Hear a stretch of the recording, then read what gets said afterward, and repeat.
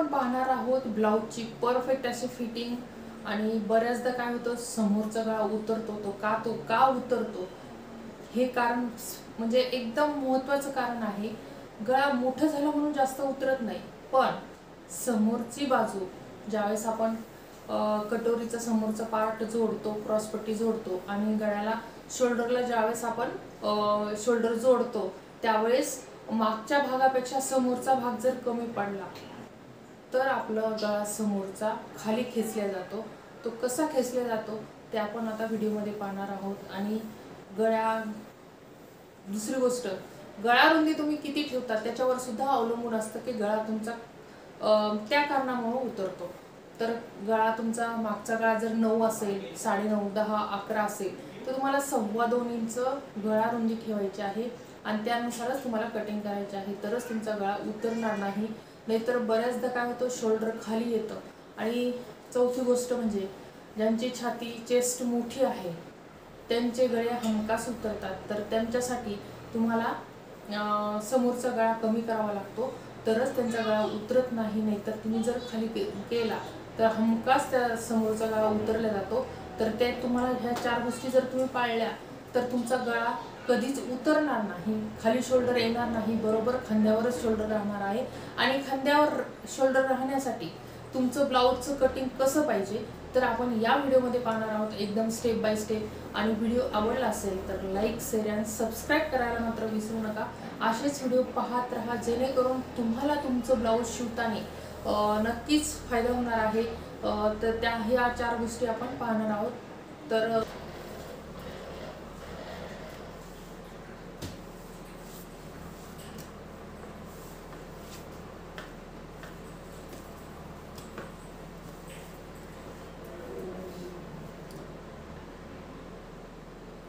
आता आपण ही टीचिंग करताना नेमकी कशी करायची म्हणजे शोल्डर आपलं उतरणार नाही, समोरचा गळा कमी जास्त होणार नाही। समोरचा गळा जर कमी जास्त झाला, एक कमी एक जास्त, तर एक साइड असं वगळल्यासारखं वाटतं, तर ते होऊच नाही। ते कारण आपण या व्हिडिओमध्ये पाहणार आहोत आणि एकदम परफेक्ट अशी ही फिटिंग करणार आहोत, म्हणजे तुमचं शोल्डर गळा अजिबात उतरणार नाही।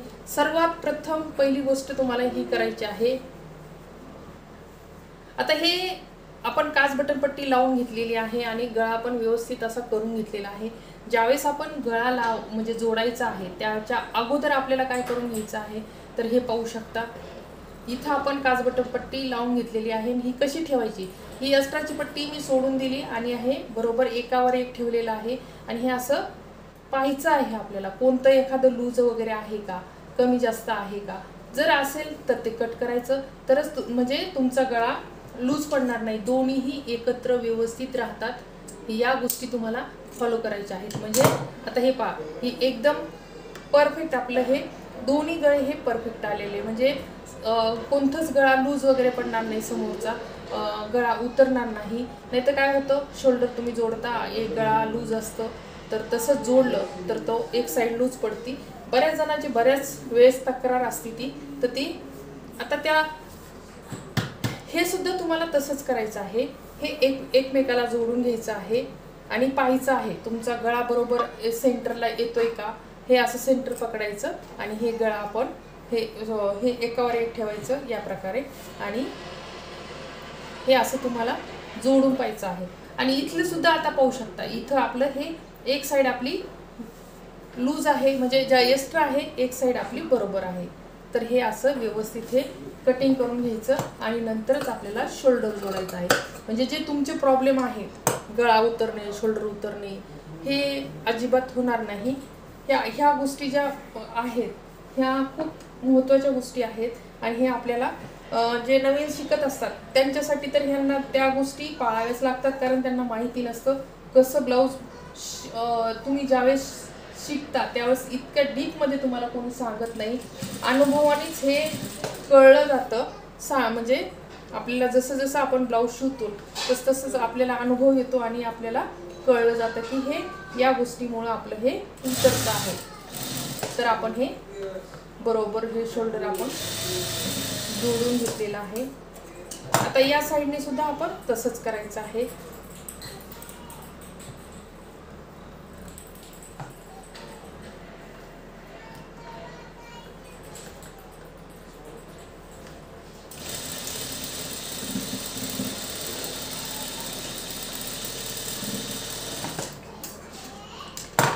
सगळ्यात गोष्ट महत्त्वाची ही गोष्ट आहे आणि ही टिप्स सगळ्यांनी फॉलो करायची आहे, कारण समोरचं गळा ज्यावेळेस आपलं शोल्डर जोडतोय आपण आणि शोल्डरला म्हणजे जोडल्या जातं, त्यावेळेस आपण काय करायचंय, आपला मागचा भाग, हा मागचा भाग आणि समोरचं काच बटन पट्टी ही बरोबर आली आहे की नाही हे आपण चेक करायचं. बऱ्याचदा काय होतं, समोरचा भाग कमी पडतो आणि मागचा जो भाग असतो तो एक्स्ट्रा होतो आणि ज्यावेळेस मागचा भाग एक्स्ट्रा झाला, समोरचा भाग जोडला की हे आपल्याला एवढं अंतर पडतं. त्याच्यामुळेच तुमचं जे शोल्डर आहे ते समोर आणि हे इक्वल होण्यासाठी हे असं समोर येतं आणि तुमचं शोल्डर सुद्धा हे असं समोर येतं. तर हे मेन कारण हे आहे की तुमचं शोल्डर जे आहे ते खांद्यावर राहत नाही आणि हे शोल्डर हे याच्यामुळं उतरतं की समोरचा भाग तुमचा पाठीमागच्या भागापेक्षा समोरचा भाग कमी पडल्यामुळं समोरचं शोल्डर खाली उतरतं. हे लक्षात ठेवायचं आहे. सगळ्यात महत्त्वाची ही टीप आहे की समोरचं म्हणजे आपलं जे शोल्डर आहे ते का उतरतं, समोरचा गळा का खेचला जातो, आपलं शोल्डर म्हणजे जे शोल्डर आहे ते खांद्यावर का राहत नाही, तर त्याचे कारण हेच आहे, गळा मोठा झाला किंवा छोटा झाला असं नाही. हे मेन कारण हे आहे की तुमची मागची आणि पुढची जी उंची आहे ती बरोबर नाही झाली की तुमचं ब्लाऊज समोर खेचलं जातं, मागचा भाग जास्त होतो, समोरचा भाग कमी पडतो आणि दोन्ही इक्वल होण्यासाठी समोरचा भाग खाली येतो आणि जे आपले शोल्डर आहे ते खाली आल्यासारखं वाटतं. त्याचे मेन कारण हे आहे की मागची आणि समोरची बाजू जर तुमची इक्वल नसेल तर 100% तुमचं शोल्डर खाली खेचल्या जातं. तर हे कारण तुम्ही लक्षात ठेवायचं आहे. मागची बाजू आणि समोरची बाजू परफेक्ट ज्यावेळेस आपण शोल्डर जोडतो त्यावेळेस तुमचं यायलाच पाहिजे, तरच तुमचं शोल्डर खाली खांद्यावर राहतं, नाही तर राहत नाही. समोरच्या फ्रंटची उंची जर कमी पडली तर 100% तुमचं ब्लाऊज खाली खेचल्या जातं. तर ही टिप्स सगळ्यांनी लक्षात ठेवायची आहे, जे नवीन आहेत आणि बऱ्याच जणांना माहीत नाही त्याचे कारणं काय आहेत. तर हे कारण आहे, मागच्या भागापेक्षा समोरच्या भागची उंची जर कमी पडली तर तुमचं शोल्डर खाली उतरतं. गळा मोठा झाला म्हणून उतरत नाही, तर उंची समोरच्या ब्लाऊजची उंची, समोरच्या पार्टची उंची कमी झाली म्हणून तुमचं शोल्डर उतरतं. हे सगळ्यांनी लक्षात ठेवायला पाहिजे आहे. आणि आता आपण फिटिंग करूया.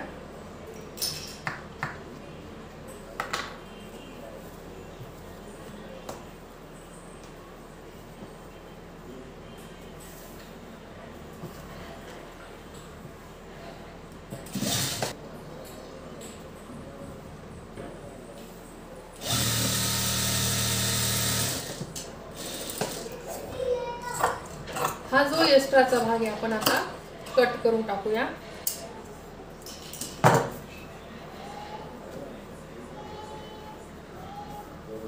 तर तुम्हाला नेमकं कारण समजलंच असेल. गळा मोठा झाला म्हणून समोरचं शोल्डर खांदे उतरतात असं नाही. मेन कारण आहे की मागच्या भागापेक्षा समोरचा भाग जर तुमचा कमी झाला तर तुमचं शोल्डर खाली खेचलं जातं आणि एकदम प्रॉपर शोल्डर राहत नाही. त्याच्यासाठी तुम्हाला कटिंगमध्ये ही व्यवस्थित करून घ्यावी लागते. कटिंग तुमची चांगली असेल तर शोल्डर बरोबर खांद्यावरच राहतं, नाही तर राहत नाही. हे तुम्हाला लक्षात ठेवायचं आहे. तर परफेक्ट कटिंगसाठी पण व्हिडिओ अपलोड केलेले आहेत. ज्यांना कटिंग व्यवस्थित जमत नाही त्यांनी नक्की व्हिडिओ पहा, म्हणजे कटिंग कशी करावी ते तुमच्या लक्षात येईल.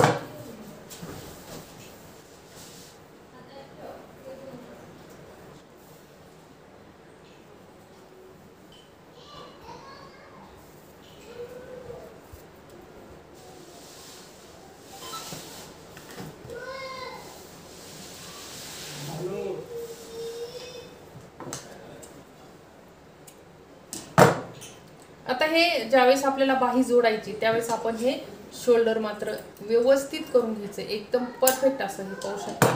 एकदम परफेक्ट आपलं शोल्डर झालेलं आहे. आणि आता आपल्याला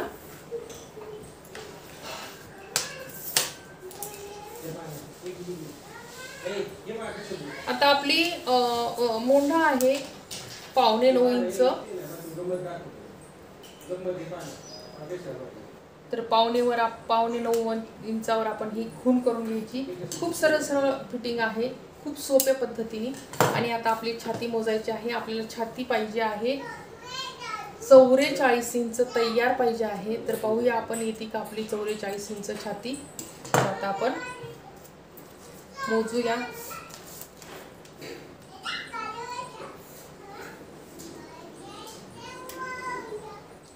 ह्या कट पासून सोडायचं आणि या कटला पकडायचं।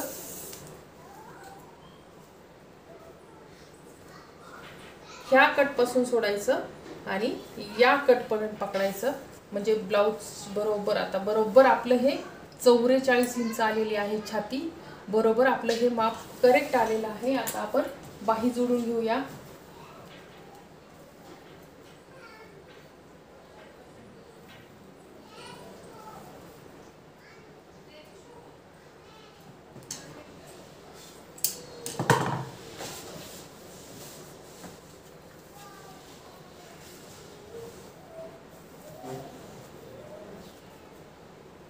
आणि परफेक्ट आपले हे खड्ड्याला खड्डा आपण जोडून घ्यायचा आहे। आपली ही समोरची बाजू आहे। आणि ह्या डिझाईनचा व्हिडिओ सुद्धा अपलोड केलेला आहे। हे बाही डिझाईन कसं करायचं ते खूप सोप्या पद्धतीने आहे, पण दिसायला खूप छान आहे। तर ते पण नक्की व्हिडिओ पाहू शकता।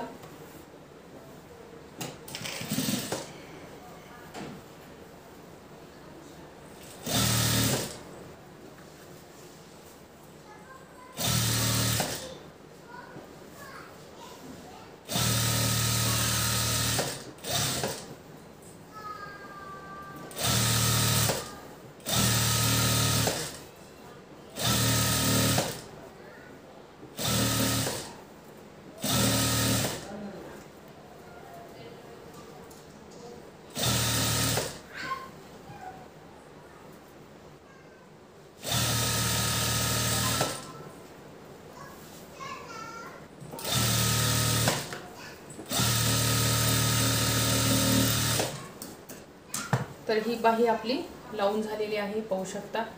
परफेक्ट अशी ही डिझायनर बाही आपली।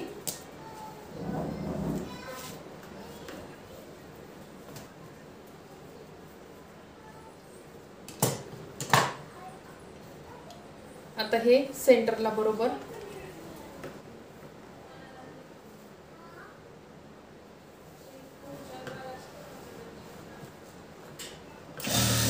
तर आपण या व्हिडिओमध्ये आपण कारण पाहिलेले आहेत। शोल्डर का उतरतं किंवा खांदे का उतरतात, ते मेन कारण, आपण महत्त्वाचं जे कारण आहे ते आज आपण पाहिलेलं आहे। कारण शोल्डर उतरणं वेगळं आणि खांदे वगळणं वेगळं, हे लक्षात ठेवायचं आहे।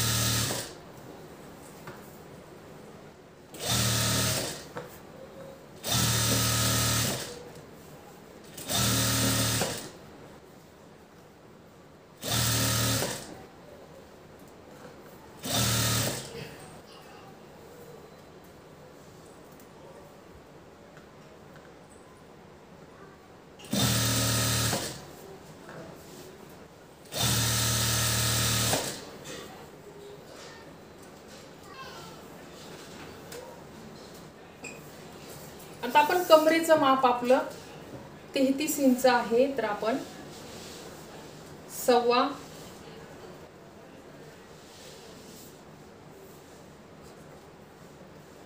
8 इंच आणि 1 रेष ठेवणार आहोत। 2 रेष 8 इंच 2 रेष ठेवायची आहे, म्हणजे आपण आपलं कंबर 33 इंच यायलाच पाहिजे। तर पाहू शकता या प्रकारे आपल्याला फिटिंग करायची आहे।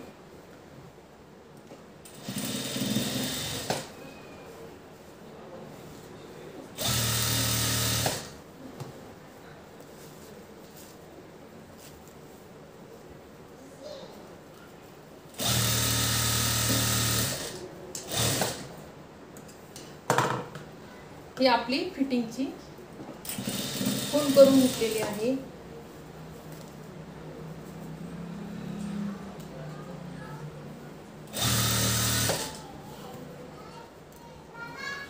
पाहू शकता एक आपलं कमी झालंय, एक जास्त झालंय. तर ह्यासाठी काय करायचं आपण, हे थोडंसं टीप मारून घ्यायची, म्हणजे दोन्ही एकसारखं होतं. नाहीतर बाही म्हणजे ज्यावेळेस आपण बाही जोडतो त्यावेळेस खालीवर होती. हेच कारण असतात बाही खालीवर होण्याचे.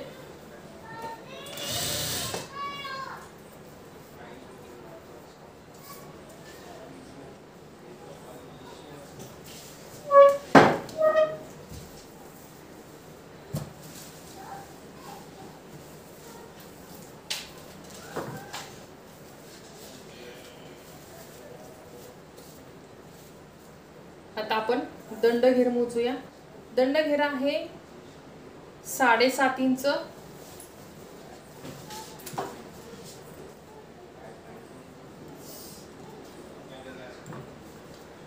7.5 इंच आपला दंडघेर आहे.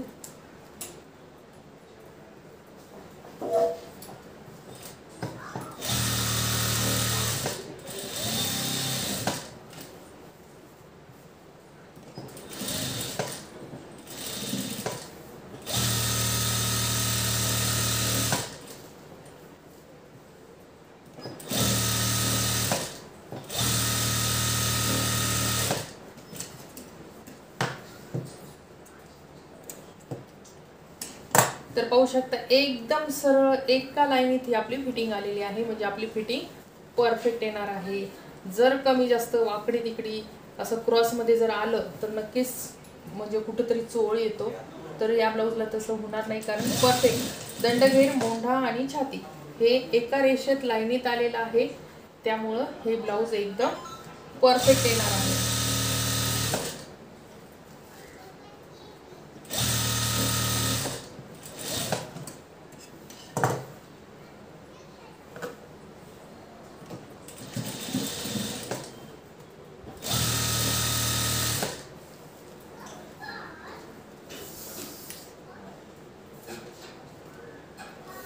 दंडघेर 7.5 इंच.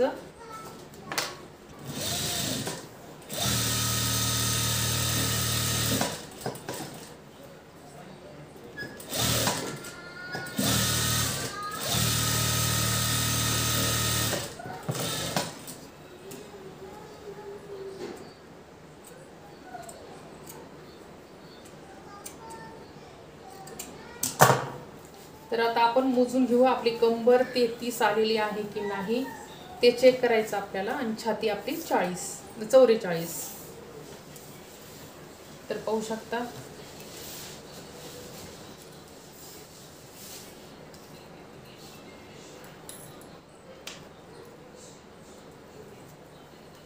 तर आपली 1 इंच आपल्याला कंबर लूज झालेली आहे. तर आपण टिप मारून घेऊया, छाती मोजून घेऊया.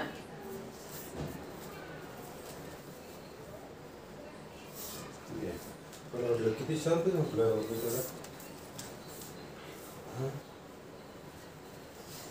किती शाळा आहे. करेक्ट आपली 44 ही छाती आलेली आहे. तर आपली ही परफेक्ट अशी फिटिंग आलेली आहे. अजिबात गळा उतरणार नाही. एकदम फिटिंग सुद्धा एका रेषेत पाहू शकता. एकदम परफेक्ट असं एकाच लाईनीमध्ये आलेलं आहे. तर व्हिडिओ कसा वाटला नक्की लाईक, शेअर आणि सबस्क्राईब करा. काही तुमचे प्रश्न असतील तर नक्की कमेंट्स करा. पाहू शकता एकदम एका लाईनमध्ये आपली फिटिंग आलेली आहे.